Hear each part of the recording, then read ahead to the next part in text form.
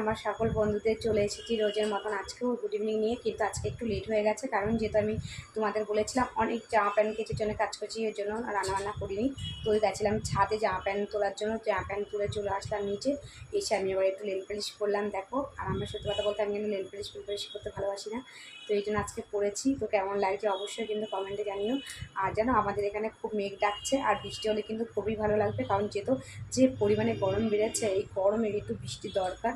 তো যদি বৃষ্টি হয় তো ভালোই হবে। তো বলো আমার মতন তোমরা কারা কারা আছো বৃষ্টি চাইছো, আমার মতন তোমরা কারা কারা আছো বৃষ্টি চাইছো, একটু যদি কমেন্টে জানাও তো খুবই ভালো হয়, খুবই ভালো হয়। তো যাই হোক, তোমরা সবাই ভালো থেকো। আর তোমরা সবাই কিন্তু যদি বৃষ্টি পড়ে আজকে, তাহলে তোমরা একটু পেঁয়াজি, একটু চপ ভাজা করে যদি খাও তাহলে কিন্তু খুবই ভালো হয়, খুবই উপকার হয়। আর উপকার বলছি কেন, মানে মজা লাগবে বৃষ্টি হলে। তো চলো টাটা, তোমার সবাই ভালো থেকো, সুন্দর টিফিন করে নিও, চপ মুড়ি খাইও, ঠিক আছে।